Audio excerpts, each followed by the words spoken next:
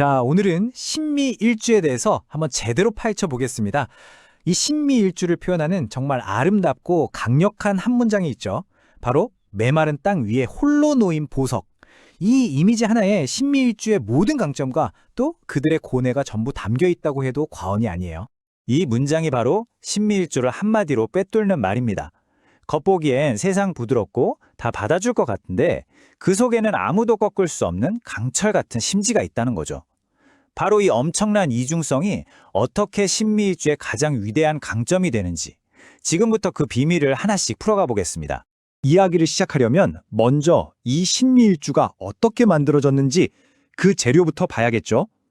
신미일주를 구성하는 두 가지 핵심 요소, 바로 날카로운 금속의 기운인 신금과 메마른 흙의 기운인 미토, 이 둘의 만남이 모든 이야기의 시작점입니다.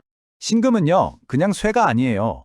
아주 완벽하게 세공이 끝난 보석, 아니면 정말 정밀한 수술용 칼 같은 거라고 생각하시면 돼요.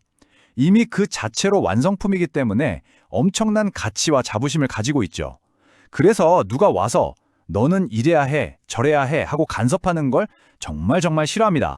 자, 그런데 이 완벽하고도 까다로운 보석이 어디에 놓여 있느냐, 이게 문제입니다. 바로 미토, 한여름에 그 뜨겁고 바싹 마른 땅, 거의 사막 같은 곳 위에 놓여 있는 거예요. 여긴 보석을 포근하게 감싸주는 땅이 아니라 오히려 생존 자체가 힘겨운 그런 척박한 환경을 의미합니다. 그래서 사주 명리학에서 아주 중요한 말이 나오죠. 조토불생금.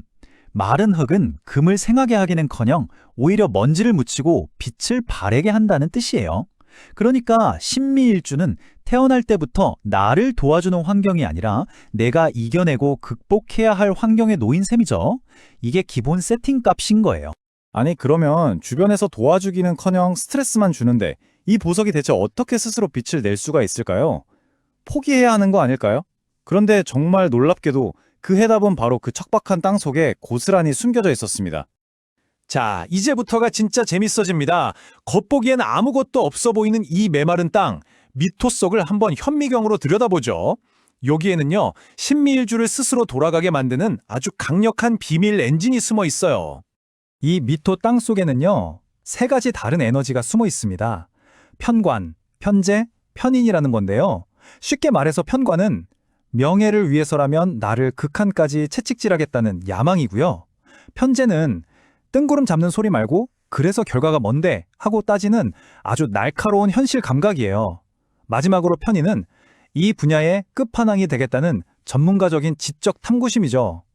이 세 개가 서로 맞물려서 야망이 생기면 현실적으로 계획을 짜고 그걸 위해 깊이 파고드는 완벽한 자가발전 시스템이 돌아가는 겁니다. 바로 이게 핵심입니다. 신미일주는 누가 도와주길 기다리는 게 아니에요. 자기 안에 이미 모든 걸 해결할 수 있는 엔진을 가지고 태어난 거죠. 그러니까 웬만한 실현에는 끄떡도 안 하는 엄청난 자생력과 독립심, 이게 신미일주의 가장 빛나는 강점 중 하나라고 할 수 있습니다. 자, 그럼 이렇게 강력한 내면을 가진 사람이 겉으로는 어떻게 보일까요? 다시 처음으로 돌아가서 그 순한 양 이야기를 해보죠. 이게 바로 우리가 흔히 말하는 외유내강의 정석입니다. 겉은 부드러운데 속은 강철 같은 거죠. 근데 중요한 건 신미일주의 이 부드러움이 약해서가 아니라는 거예요. 오히려 너무 강해서 굳이 강한 쪽 할 필요가 없기 때문에 나오는 여유, 일종의 자신감의 표현인 거죠. 그리고 이 척박한 환경에서 살아남으려면 어떻게 해야 했을까요? 맞아요. 눈치가 기가 막히게 발달할 수밖에 없어요. 저 사람이 진짜 나한테 도움이 될 사람인지, 지금 이 상황이 나한테 유리한지 불리한지를 본능적으로 캐치해내는 거죠. 바둑으로 치면 한 9단쯤 되는 거예요. 사람 읽는 데 있어서는 말이죠. 자, 이런 날카로운 분석력, 깊이 파고드는 성격, 이런 특성들을 모아보면 딱 어울리는 직업들이 떠오르지 않으세요? 바로 전문가입니다. 한번 보세요. 외과 의사의 그 정밀한 손길, 연구원의 집요한 탐구 정신, 아니면 최고의 셰프가 보여주는 미각, 전부 다 신금의 그 보석 같은 정교함과 편인의 깊이가 만나서 만들어지는 결과물들이죠. 복잡한 상황을 분석하는 컨설팅이나 전략 분야도 아주 잘 맞고요. 그런데 이렇게 한 분야를 깊게 파고들다 보면 필연적으로 외로워질 수밖에 없어요. 남들은 이해 못하는 세계에 혼자 있는 거니까요. 하지만 신미일주에게 이 고독은 절대 약점이 아닙니다. 오히려 이걸 계기로 철학이나 예술, 종교 같은 더 깊은 세계로 들어가면서 자기 내면을 완성시키는 아주 중요한 동력이 됩니다. 자, 그럼 이제 거의 다 왔습니다.